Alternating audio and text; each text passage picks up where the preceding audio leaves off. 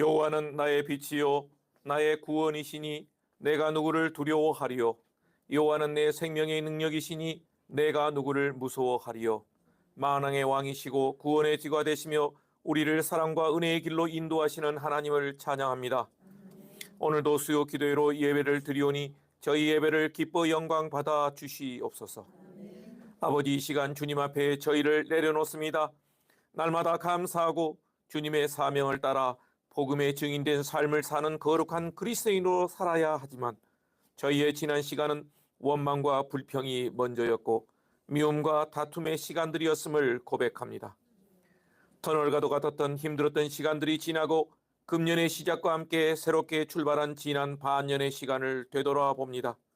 저희는 어찌할 바를 몰랐으며 어떠한 계획이 있었던 것도 아니었는데 매일 매주 하나 둘씩 되어지고 만들어져 갔던 모든 것들이 하나님의 은혜의 역사였으며 기적과도 같았습니다. 이 모든 것이 하나님이 일하시고 역사하였음을 고백합니다. 하나님이 예비하시고 이루어가신 이 모든 과정에 감사와 영광과 찬양을 드립니다. 때로는 저희의 실수까지도 사용하시고 선한 역사로 바꾸시는 하나님, 어쩌면 지난 시간 저희는 좋은 교회라 착각 속에 안주하며 주님이 주신 가장 귀하고 소중한 사명인 전도와 선교를 게을렸음을 고백합니다. 시작은 다툼이었으나 그 끝은 거룩한 나눔이 되게 하시고 분립하여 혜성교회를 세우게 하신 하나님, 삶의 터전을 귀한 예배의 저소로 허락하신 귀한 가정의 헌신, 낮은 곳에서 봉사하고 헌신하고 식사로 섬기고 날마다 기도하기를 게을리지 하지 않는 충성하는 일꾼들이 함께하는 사랑과 나눔의 공동체로 함께 모여 예배드리는 신앙 공동체를 이루게 하시니 이 얼마나 감사하고 놀라운 축복인지요. 아버지, 지난 시간에 저희의 허물을 기억하게 하시고 지금의 자그마한 행복에 도취되어 주님이 원하시는 사명을 망각하지 않게 하옵소서. 환난과 핍박으로 때로는 다툼으로 흩어져야만 했던 초대교회가 복음확장의 거룩한 그루터기가 되었듯이 저희 교회가 말씀과 기도로 든든히 세워지고 날마다 모이기를 힘쓰며 복음 전하는 거룩한 전도자가 차고 넘치는 교회 되어 부흥의 그루터기가 되게 하옵소서. 아버지, 사명은 볼펜으로 쓰고 프로그램은 연필로 쓰라고 했는데 오히려 사명은 연필로 쓰고 프로그램은 볼펜으로 쓰며 살아왔습니다. 사명은 뒤로 하고 자신의 일이나 계획은 조금도 양보 없이 주님의 일에는 오히려 타협하고 느슨하게 살아왔습니다. 오직 예수 그리스도의 십자가만 바라보겠습니다. 모든 것에 앞서 말씀과 기도로 준비하고 말씀과 기도로 주님이 이끄시는 그 길을 가는 저희가 되겠습니다. 어느 곳에서 무슨 일을 하든 사람에게는 진심으로 선한 그리스도인의 영향력을 나타내며 하나님께는 전심으로 나아가는 저희 되기를 소망합니다. 아버지, 이 모든 것을 거룩하게 감당할 혜성교회의 온전한 예배의 저소를 허락하시옵소서. 그 길을 열어주사 예비하신 것을 보게 하시고 하나님의 방법으로 이루어지게 하옵소서. 우리나라를 위해 기도합니다.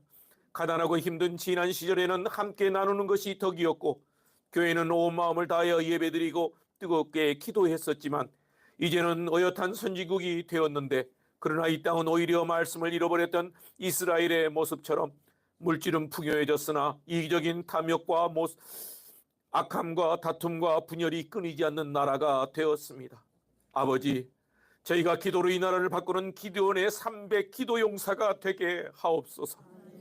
그리하여 이 땅에 다시 젊음의 생기가 살아나게 하옵소서. 분열과 다툼은 사라지고 사랑과 평화가 회복되게 하옵소서.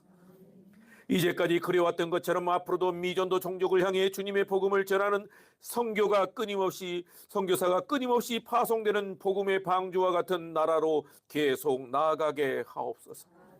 아버지, 주민들은 굶주림으로 생존의 위협으로 그 삶은 점점 비폐해져 가는데 핵과 미사일로 이 땅의 공상화를 꿈꾸는 헛된 망상에 사로잡힌 저 북녘의 어리석은 지도자를 하나님의 방법으로 해결하여 주시옵소서. 모든 것을 파괴하는 전쟁이 이 땅에 다시는 없게 하시고 통일의 그날이 이루어지게 하옵소서. 이 땅을 평화와 번영의 길로 이끌어 주시옵소서. 김상혁 담임 목사님을 말씀의 능력자로 세워주시고 성령님의 권능으로 혜성교회를 사랑과 은혜의 교회로 든든히 세워가게 하옵소서. 말씀의 은혜가 충만한 교회, 뜨거운 전도의 열정으로 부흥하는 저희 혜성교회가 되게 하여서 세대를 넘어 영아들과 아이들과 어린이, 청소년, 청년들이 세워지게 하시고 교회 학교가 든든히 세워지게 하옵소서.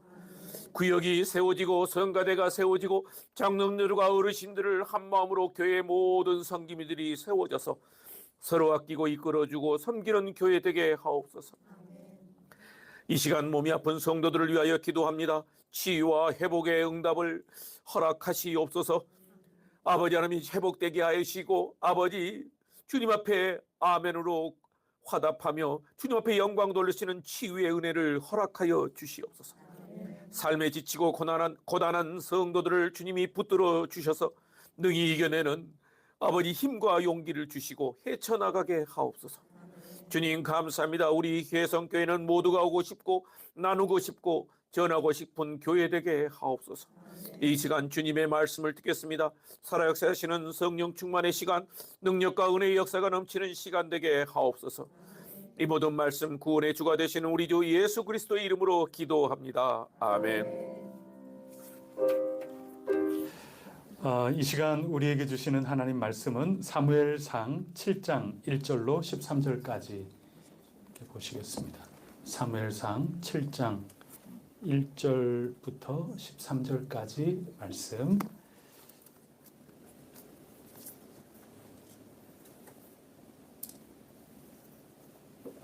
(11절까지입니다) 7장 1절부터 11절까지 제가 먼저 1절 읽겠습니다. 기럇 여아림 사람들이 와서 여호와의 궤를 옮겨 산에 사는 아비나답의 집에 들여놓고 그의 아들 엘리야사를 거룩하게 구별하여 여호와의 궤를 지키게 하였더니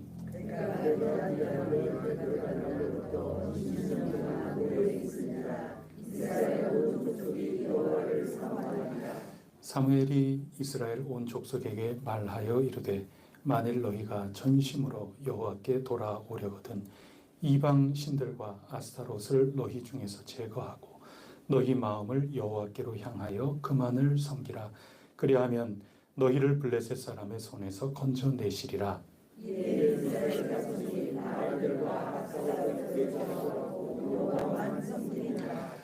사무엘이 이르되 온 이스라엘은 미스바로 모이라. 내가 너희를 위하여 여호와께 기도하리라 하매 그들이 이스라엘 여호와를 여호와께 부르고 그날 종일 금식하고 기도했으되 우리가 여호와께 문자하리라. 사무엘이 이스라엘에서 이스라엘 자손을 다스리나 이스라엘 자손이 미스바에 모였다 함을 블레셋 사람들이 듣고 그들의 방백들이 이스라엘을 치러 올라온지라.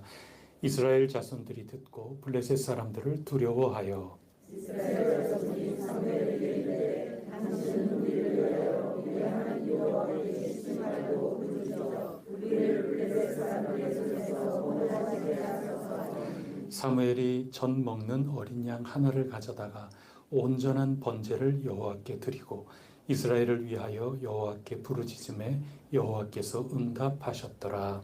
사무엘이 번제를 드릴 때 블레셋 사람이 이스라엘과 싸우려고 가까이 오매 그날에 여호와께서 블레셋 사람에게 큰 위력을 받아요 그들을 어지럽게 하시니 그들이 이스라엘 앞에 패하는지라. 함께 읽겠습니다. 이스라엘 사람들이 미스바에서 나가서 블레셋 사람들을 추격하여 백갈 아래 쳤더라. 아멘. 우리 14절까지죠. 제가 13절까지로 돼 있나요? 우리 14절까지 우리 다 같이 한 목소리를 읽겠습니다. 12절부터 14절까지입니다. 시작. 사무엘이 돌을 취하여 미스바와 센 사이에 세워 이르되 여호와께서 여기까지 우리를 도우셨다 하고 그 이름을 에벤에셀이라 하니라. 이에 블레셋 사람들이 굴복하여 다시는 이스라엘 지역 안에 들어오지 못하였으며 여호와의 손이 사무엘이 사는 날 동안 블레셋 사람을 막으시매 블레셋 사람들이 이스라엘에게서 빼앗았던 성읍이 에그론부터 가드까지 이스라엘에게 회복되니 이스라엘이 그 사방 지역을 블레셋 사람들의 손에서 도로 찾았고 또 이스라엘에 평화가 있었더라. 아멘. 오늘은 미스바에서 일어났던 부흥의 이야기 우리가 함께 살펴보고자 합니다. 우리 지난주에 시내산에서 금송아지 섬기면서 크게 실패했다가 다시 부흥을 경험하고 40년 동안 광야 생활 끝에 드디어 가나안 땅에 들어가게 되었습니다. 여호수아 군대로서 가나안 땅에 잘 정착을 했습니다. 드디어 광야 시대를 넘어서 이제 가나안 땅에서 사사들이 세워져서 통치하는 시대가 되었습니다. 이 시대를 한 문장으로 요약을 하면 사사기에 4번 반복이 되는데 사람마다 자기 소견에 옳은 대로 행하였더라. 그게 이 사사시대의 핵심입니다. 우리나라 전 국민이 전부 다 들어갈 수 있는 그런 국회에 전 국민이 말이죠. 다 들어갈 수 있는 공간이 있고 전부 들어와서 다 한마디씩 소견에 옳은 대로 얘기하면 나라가 굉장히 잘 될 것 같지만 어수선해지고 이게 뭐가 뭔지 엉망진창이 될 수밖에 없습니다. 근데 사사시대는 그 특징이 저마다 자기 소견에 옳은 대로 다 주장을 하고 살아가는 때였다 하는 것인데 그러면 하나님 앞에 올바로 참 잘 될 것 같지만 하나님 앞에 정말 범죄하고 하나님 앞에 어긋난 삶을 살았던 시대가 사사시대입니다.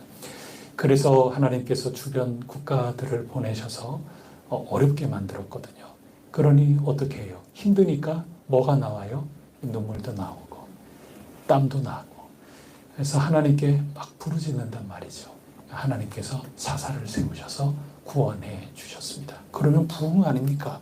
얼른 보기에는 부흥인데 온전한 부흥이라고 얘기하기가 참 어려운 게 우는 건 잘했어요. 힘들 때 하나님께 부르짖고 이러는 거는 잘했는데 자꾸 반복이 되는 겁니다. 그게 사사기입니다. 그러니까 하나님께 온전하게 돌이켜서 회개하고 뭔가 변화된 삶을 살았느냐 그거는 전혀 없습니다. 자꾸 그냥 빙글빙글 도는.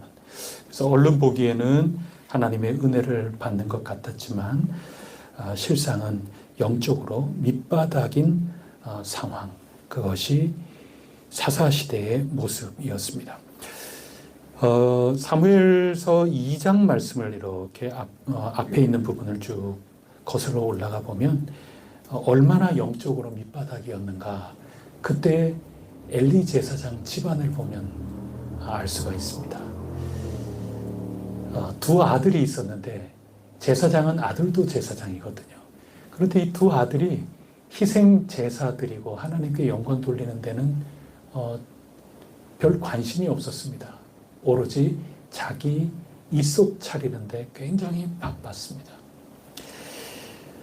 심지어 2장 22절에 보면 회막에서 수종드는 그 여성 봉사자들이 있거든요.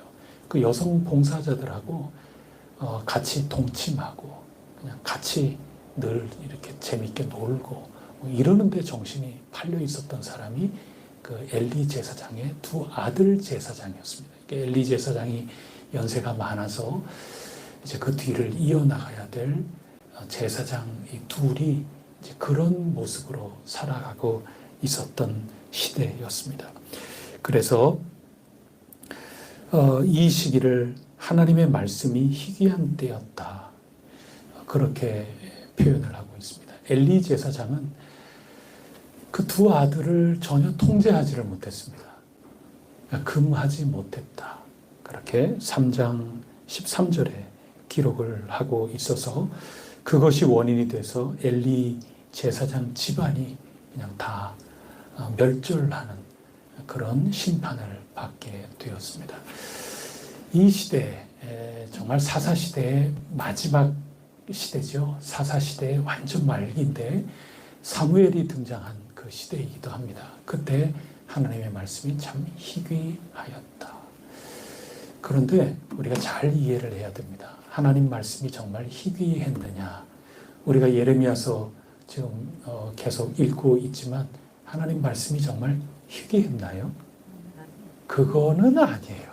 입이 삐뚤어졌어도 진짜 말은 똑바로 해야 되는 겁니다.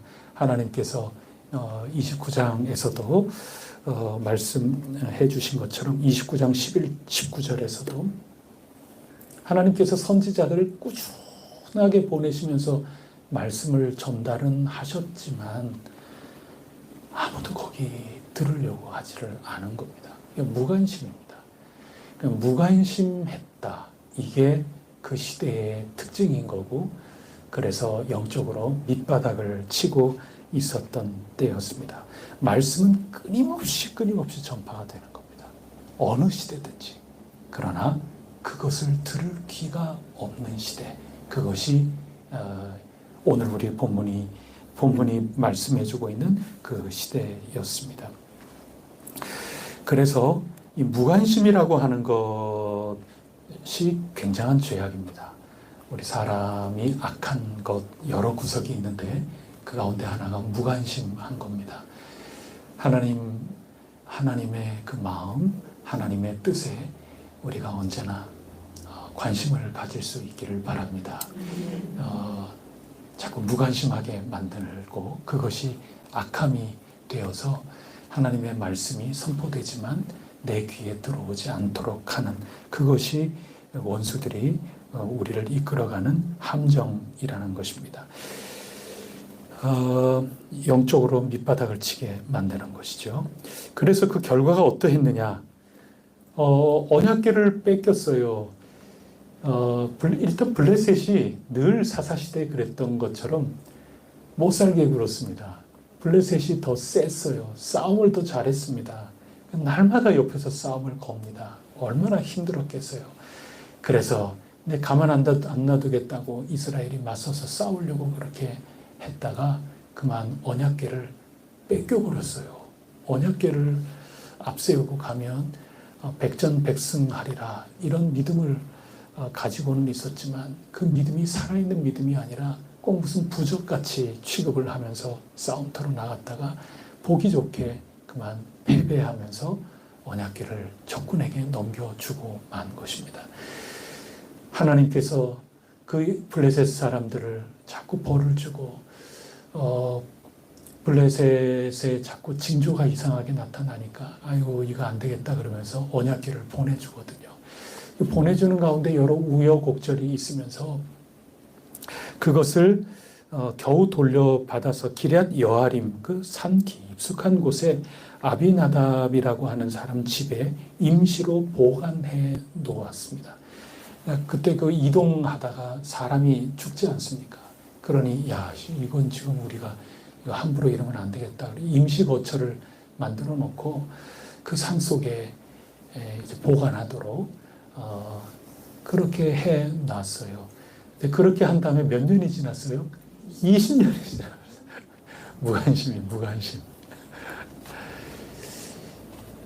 그런 시대였다고 지금 말씀해 주고 있습니다. 영적으로 쇠퇴한 결과 언약궤가 있어도 그만, 없어도 그만, 은혜가 있어도 그만, 없어도 그만, 예배 드려도 그만, 안 드려도 그만, 아무런 나에게 거리낌이 없는 겁니다. 그게 영적으로 이미 둔감해지는 거고 무관심하게 되는 거고, 그것이 하나님의 백성으로서는 치명적인 악함입니다. 그리고 그 악함은 저나 여러분이나 귀를 먹게 만듭니다. 그래서 말씀은 언제나 우리 가운데 흘러넘치지만 들을 귀가 사라져버리는 이런 영적인 암흑기에 들어오게 되는 것입니다. 그러면 뭐 이제 더 이상 할 얘기가 사실은 없죠. 근데 할 얘기가 있단 말이죠. 그것은 그러던 어느 날 이런 겁니다. 그러는 어느 날. 그래서 우리 지난 시간까지도 늘 말씀을 나눈 것처럼 가장 어두울 때, 가장 밑바닥을 칠 그때가 무슨 때입니까? 부흥할 때다. 가장 우리가 절망스러울 때, 그때 하나님 앞에 우리 자신을 다시 돌이켜보고 일어날 때, 그것이 성경이 우리에게 가르쳐 주시는 것입니다. 그래서 어느 날 그렇게 암흑기에 부흥의 기회가 찾아온 것입니다. 2절 말씀을 한번 읽어보도록 하겠습니다. 그래서 1절은 20년 지금 지나고 있다. 기럇 여아림 사람들이 와서 이렇게 보관을 하는데, 자, 2절 말씀 다 같이 읽어보겠습니다. 시작.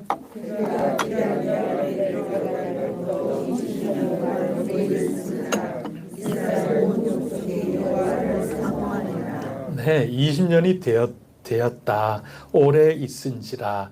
그 다음에 이스라엘 온 족속이 여호와를 사모하니라. 요 두 문장인데 그 두 문장 사이에 뭔가를 넣어서 읽으면 아주 이해가 더 잘 되고 좋습니다. 그게 바로 그러던 어느 날 이런 겁니다. 그렇게 넣어서 읽어보면 이렇습니다. 괴가 기럇 여아림에 들어간 날부터 20년 동안 오래 있은지라. 그러던 어느 날 이스라엘 온 족속이 여호와를 사모하니라. 이게 부흥입니다.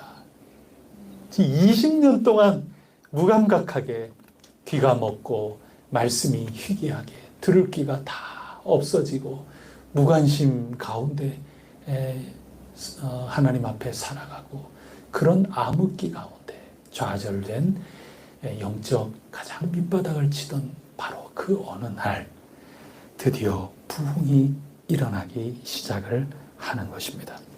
그럼 여기에 부흥을 표현하는 말이 이스라엘 온 족속이 여호와를 사모하니라 이렇게 표현되죠. 그럼 이 사모한다, 사모하는 마음이 생기기 시작했다는 거거든요. 근데 이 사모한다는 말이 이 성경에 그 쓰인 그 낱말 있는 그대로 표현을 하면 어떤 표현인가 하면은 하나님을 향하여 이렇게 전치사가 그냥 하나 딱 쓰인 하나님을 향하여. 근데 그것을 좀 새겨 읽으면 하나님을 졸졸 따른다는 얘기입니다. 그런데 뭐 하면서 따르느냐? 슬피 울면서 따라가는 겁니다. 그게 이 사모한다고 옮겨진 그 말의 본 뜻입니다. 그러니까 애곡하는 겁니다. 슬피 우는 겁니다. 슬피 울면서 하나님을 향하여 하나님을 쫓아서 따라갔다. 그게 2절 뒷부분에 있는 그 사모하였다 하는 그 말의 뜻입니다. 저는 이 말씀을 읽으면서 그런 생각이 나요. 코올리게 아이가 뭐 잘못 저지를 수도 있고 그렇잖아요. 콧물 질질 나고 옛날에 그 어린 아이들 있잖아요. 그럼 막 이렇게 닦고 막 그래서 막 아주 떼국물 질질 흘리고 그 어머니도 바쁘신데 말이죠. 이런저런 일도 하고 그러는데 잘못을 했어요. 그럼 어머니가 몹시 속상하죠. 그래서 이 아이에게 조금 아주 냉철하게 대하시는 겁니다. 얼굴 쳐다보지도 않고 그냥 어머니 조금 속이 상하셔서 어머니 하는 일 막 이렇게 하고 있는데 이 아이는 그래도 어머니가 좀 아는 척 해줬으면 근데 그렇지 않으니 서러워서 그냥 눈물은 계속 흘리면서 그래도 이 아이는 누구밖에 없어요? 아이 엄마밖에.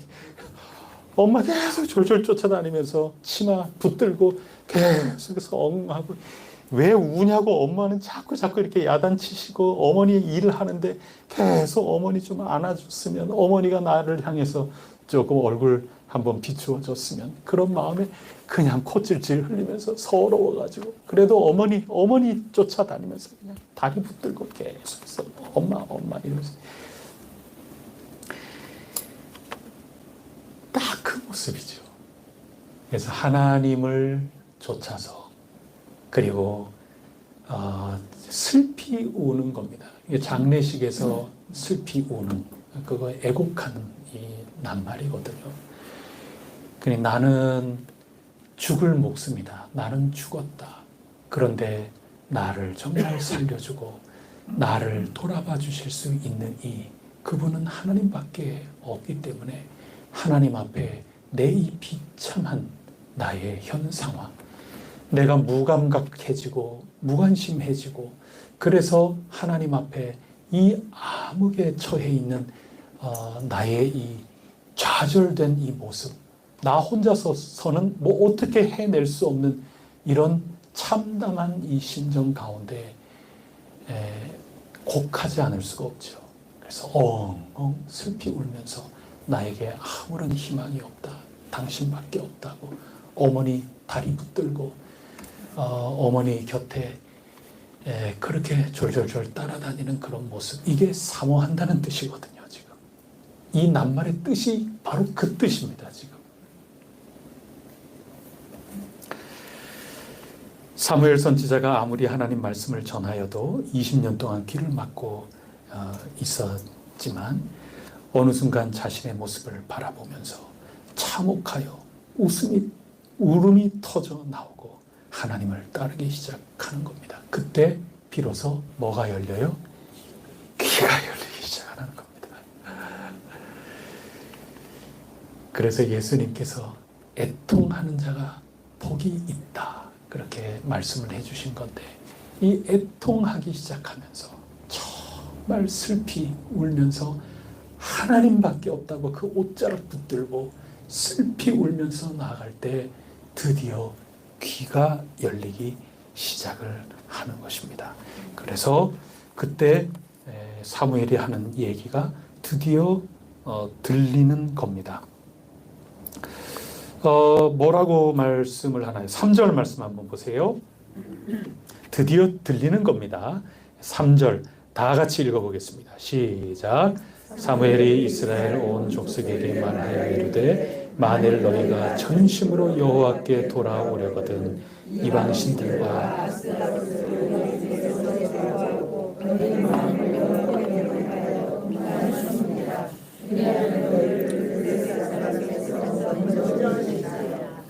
아멘. 만일 너희가 전심으로 여호와께 돌아오려거든, 귀가 번쩍 뜨이는 거죠. 여러분, 지금 너희가 정말 돌아오려면 어떻게 해야 되는 줄 알아? 귀가 번쩍 뜨이는 거죠. 하나님께 울며 불며 하나님을 쫓아 나가던 그런 삶으로 어느 날 내가 바뀌어 나가면서 드디어 말씀이 들리기 시작을 하는 겁니다. 그때 사무엘이 3가지 방법을 알려주고 있습니다. 먼저 첫 번째는 우상을 제거하고, 두 번째는 마음을 여호와께로 향한다. 이거 흔들리지 않고 딱 고정하는 겁니다. 이 마이크 때처럼 마이크가 지금 제 입을 향하여 딱 고정되어 있거든요. 그래서 모든 우상을 다 제거하고 하나님께로 흔들림 없는 이 방향, 딱 어떤 일이 있어도 흔들리지 않는다, 이렇게 딱 고정을 하고, 그 다음에 마지막이 뭡니까? 오직 그분만 섬겨라. 그러면은 하나님께 돌아올 수 있다. 이 말씀이 들리니 그대로 실천하는 거죠. 4절을 한번 보세요. 이에 이스라엘 자손이 바알들과 아스타롯을 제거하고 여호와만 섬기니라, 이렇게 돌아오게 된 것입니다. 이 부흥의 역사인 것이죠. 그래서 이렇게 부흥의 역사가 일어나기 시작을 할 때 사무엘이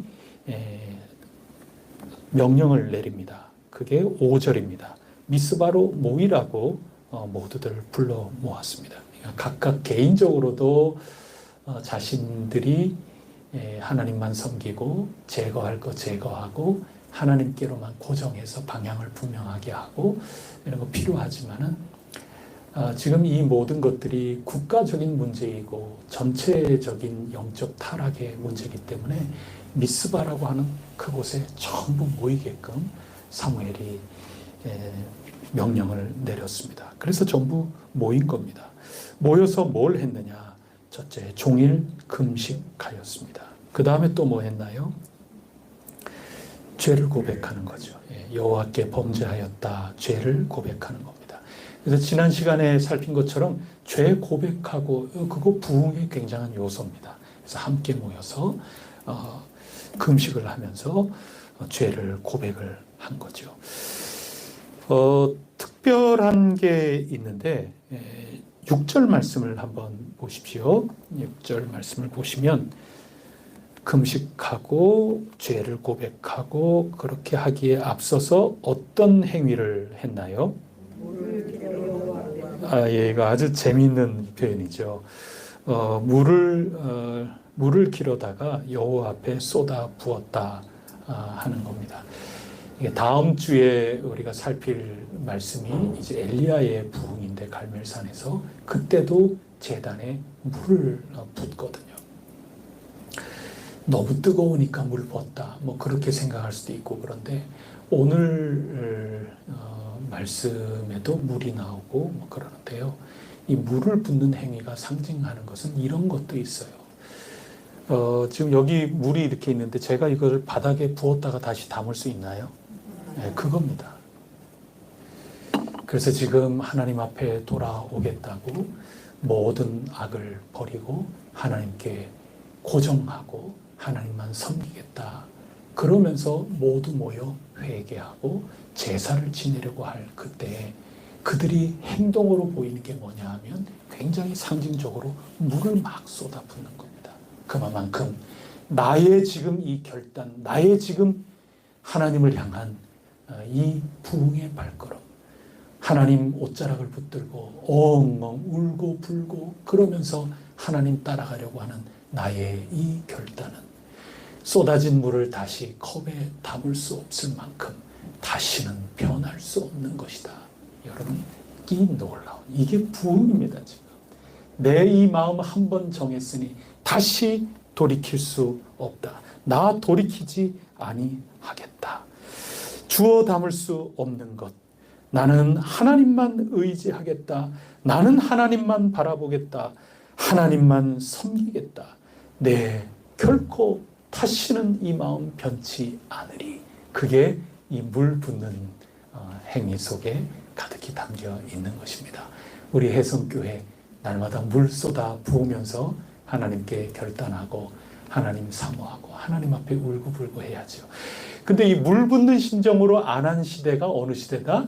사사시대다. 사사시대는 그냥 날마다 쳇바퀴 돌면서. 그래서 온전한 부흥이라고 할 수가 없습니다. 진정한 부흥은 내 다시는 변하지 않으리라. 하나님 한 분 바라보고 내 울고 불고 하나님 앞에 나가는 이것은 내 다시는 변하지 않을 나의 발걸음이로다. 그렇게 해 나갈 때 진정한 영적 각성이요 진정한 부흥이라 그렇게 말씀해 주시는 것입니다. 자, 그러면 여러분이 마귀라고 생각해 보세요. 그러면 모두들 이렇게 영적으로 각성하면서 물 부으면서 나는 물을 다시 주워 담을 수 없는 것처럼 나는 오로지 하나님만 바라보리. 그러면서 한 사람이 아니라 온 백성들이 전부 한 군데 모였어요. 그러면 여러분이 마귀라면 이거 어떻게 하면 좋아요? 흔들어야죠. 여러분, 영적 각성과 또 부흥이 있는 그곳에는 언제나 방해가 찾아온다는 것을 꼭 기억하시고 넘어지지 않도록 늘 깨어 있으시기를 간절히 바랍니다. 만약에 영적 각성과 이 부흥이라고 하는 거, 이 미스바에서 일어난 것처럼 서로 마음을 흔들리지 말자고 결단하고 그리고 우리의 부족한 모습을 하나님 앞에 아뢰면서 금식하고 애통해하고 하나님 앞에 나의 참 슬픈 이 모습들 울고 불고 하나님만 좇으리 하나님만 따라가리 이렇게 하는 것을 만약에 반대하는 방해물이 있다면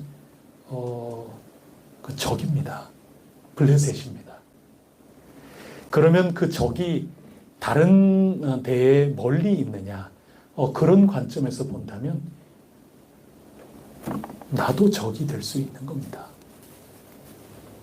내가 영적으로 깨어서 이 이스라엘 백성들이 지금 미스바에 모여서 열정을 내고 하나님 앞에 일편단심을 고백하면서 나가는 이것에 대해서 누구보다 내가 귀찮아할 수 있죠. 그리고 내가 그걸 싫어할 수 있어요. 여러분, 나도 언제나 마귀와 같은 그런 모습이 나에게 가장 큰 적이 내가 될 수 있다. 이것까지 우리가 늘 생각해야 진정한 영적 각성이고 부흥이 아니겠습니까?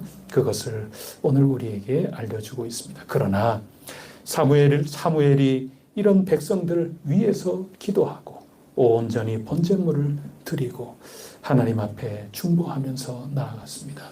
모세가 기도하고 그랬을 때 이스라엘 백성들 시내산에서 다시금 일어서는 계기가 되었던 것처럼 온 백성들이 하나님 앞에 울고 불고 그렇게 할 뿐 아니라 적군이 찾아와서 또는 내 자신이 적이 되어서 이 영적 각성을 흔들려고 그렇게 미스바를 흔들려고 찾아올 때 사무엘이 또 간절하게 중보자가 되어 예배를 드리고 기도했습니다. 그래서 하나님께서 이스라엘과 함께해 주셨습니다. 큰 우레를 발하셔서 자기네들끼리 좌충우돌하면서 도망치는 놀라운 일들이 벌어지면서 결과는 큰 승리를 얻게 되었습니다.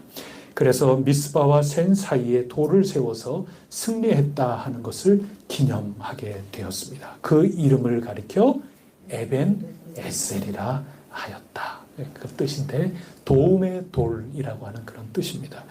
하나님께서 정말 어려울 때 우리를 이렇게 도와주셨다. 이제 그런 뜻입니다. 그런데 그것을 조금 뒤집어서 그 문장을 조금 앞뒤 순서를 바꾸어서 우리가 읽어보면 이런 겁니다.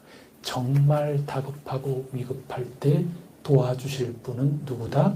오직 하나님밖에 없다. 그게 에베네셀의 뜻입니다. 하나님이 여기까지 우리를 도우셨다. 그렇게 읽으면 그냥 문장은 맞는데 맛이 안 살아요. 근데 우리가 지금까지 쭉 살핀 것처럼 지금 여기에 핵심은 뭐냐 하면 사모한다는 거라니까요.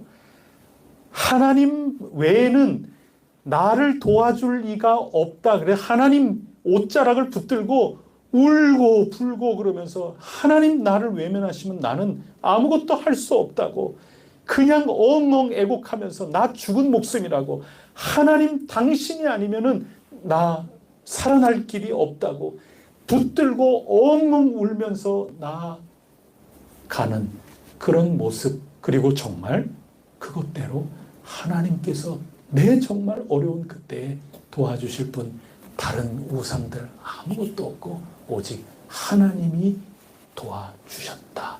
그런 고백이 에베네셀 이 돌 중심에 아로 새겨져 있었던 것입니다. 여러분, 그래서 오늘 우리가 함께 나누고 공부하는 그 부흥, 지난 시간에 함께 나누는 거하고 겹치는 것도 많죠. 죄 고백, 그리고 중보하는 기도, 또 우리 모두의 기도, 다 공통적이고, 그다음에 가장 밑바닥일 때 그때가 바로 부흥이 시작되는 때다. 이거 다 공통적인데 그러한 모든 것들에 오늘 에벤에셀이라고 하는 이것이 우리에게 들려주시는 오늘의 아주 특별한 맛이 있다면 그것은 뭐냐 하면 하나님 외에는 의지할 것이 없다고 애걸복걸 울고 불고 하는 것이 부흥의 시작이요 마지막이라는 겁니다. 여러분 부흥은 그렇게 찾아오는 겁니다. 여러분 우셔야 됩니다. 우는 게 그냥 낭만적으로 우는 게 아니라 어린아이가 엄마가 지금 나를 돌아봐 주지 않으면 나는 서러워서 나는 어찌할 바를 모르겠다고 코 흘리면서 눈물 범벅이 되면서 엄마 치마 붙들고 엄마 나 한 번만 좀 봐달라고 엄마 나 한 번만 눈길 좀 달라고 아이가 따라다니면서 자기가 잘못은 했거든요. 너무 땡깡 부렸거든요. 그래서 울고 불고 그러면서 엄마 따라서 가는 그게 사모한다는 겁니다. 울고 불고 해야 되는 겁니다. 하나님도 나에게 도움을 주시고 이것도 나에게 도움이 된다. 그게 아닌 겁니다. 하나님 아니고서는 나를 살려내실 분, 이 다급하고 위급한 가운데 나에게 구원을 베풀어 주실 분 하나님이 아니면 나에게는 전무하다. 이것을 가지고 하나님 앞에 울고 불고 하는 그것이 우리가 영적으로 깨어나는 기회입니다. 너무 편하고 너무 아는 것도 많고 너무 가진 것이 많을런지 몰라요. 어쩌면. 그래서 기대는 게 너무 많아요. 진짜 그럴런지 몰라요. 대한민국도 기대는 게 너무 많고 가진 게 너무 많아서 하나님 앞에 울고불고 매달리는 그거를 잃어버렸는지 몰라요. 우리 혜성교회도 생각 외로 너무 많은 걸 지금 가지고 있는지도 몰라요. 정말 울고불고 애걸복걸하는 그 울음을 하나님 앞에 하고 있는가? 하나님이 없다면 나에게는 아무것도 없는 것 정말 맞는가? 그래서 하나님이 도와주셨노라. 하나님 외에는 없는데 바로 그 하나님께 애걸복걸했더니 하나님이 도우셨다. 에벤 에셀. 그것을 가지고 우리가 지금 나아가고 있는가? 여기에 부흥을 분별해 볼 수 있는 그 밑바탕이 있다고 오늘 성경이 우리에게 가르쳐주고 있습니다. 지난 5월 한 2달 전이죠. 그때 그 미국 한인회 회장 그 동부 쪽에 그 뉴욕 그쪽 어간에 그 뉴저지라고 하는 곳에 또 한인들이 또 많이 산다고 그러지 않아요? 그쪽에 한인회 회장이라는 분이 일간지 신문에 올린 글을 제가 하나 읽었습니다. 자랑스러우니까 글을 올린 거예요. 그 글 내용이 뭐냐 하면 뉴욕 브루클린 그 지방에 미국 검찰이죠. 그 검찰청에 검사들이 80명 정도가 근무를 하는데 그 검사 80명을 거느리는 그 부장 검사가 있는데 그 부장 검사 그들을 그 부장 검사 자리에 최연소 임직한 그 검사가 탄생을 했는데 그 검사가 교포라는 거예요. 이 한인이면 한인. 그래서 이름이 알렉스 정. 그래서 굉장히 이게 그렇대. 정범진 씨라고 영어로는 뭐 알렉스 정이라고 그러는 분이 지금 그 검찰 수장으로 부장 검사로 그렇게 일을 하고 있는 겁니다. 이 정범진 씨는 우리 한국에서 태어나서 살다가 부모님하고 같이 9살 때 미국에 이민을 갔어요. 그래서 키도 크고 뭐 얼굴도 잘생기고 또 뭐 만능 스포츠맨이었다고 그러고 공부도 잘하고 그렇게 남부러울 것 없이 그렇게 성장을 하면서 나는 법률가가 되겠다. 그래서 법대에 진학해서 이제 4학년 올라갈 그때에 교통사고를 당해요. 그래서 이 어깨 요 목이지요, 목. 요 아래는 다 전신마비가 되는 큰 사고를 입게 되었습니다. 그래도 재활하면 좀 나을 수 있겠다 했는데 병원에서는 가망이 없다. 최종적으로 그렇게 판단을 하고 그래서 법률가가 되겠다 하는 그런 꿈도 다 사라지고 그게 25살 때 일인데 그때 이미 결혼을 약속한 여자친구가 있었다 그러는데 이 사고가 일어난 다음에 그럼 어떻게 해요? 그러니 여자친구하고도 헤어지게 되고 그래서 이 청년이 그저 나오는 게 하나님에 대한 원망, 투성이었다고 합니다.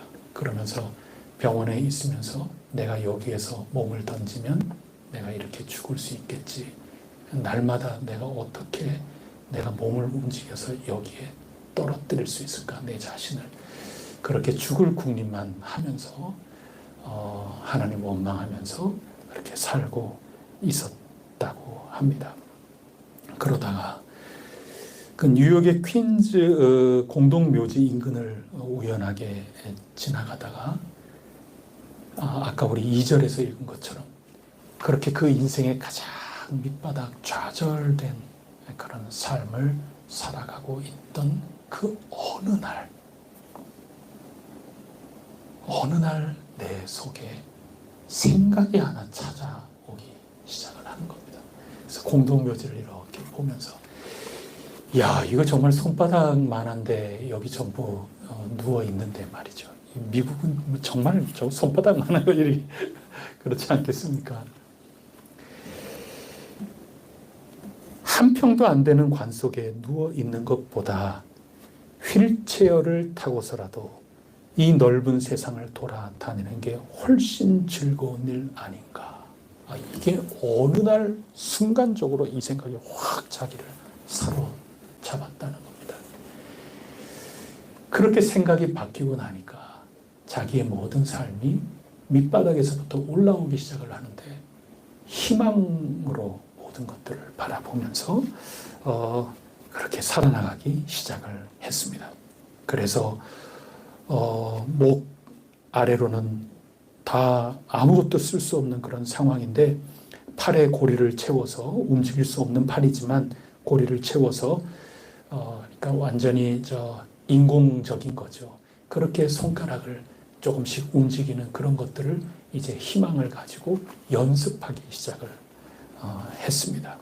그리고 글씨를 어떻게 써서 표현을 할까? 이것도 그때부터 연습을 하기 시작을 했습니다.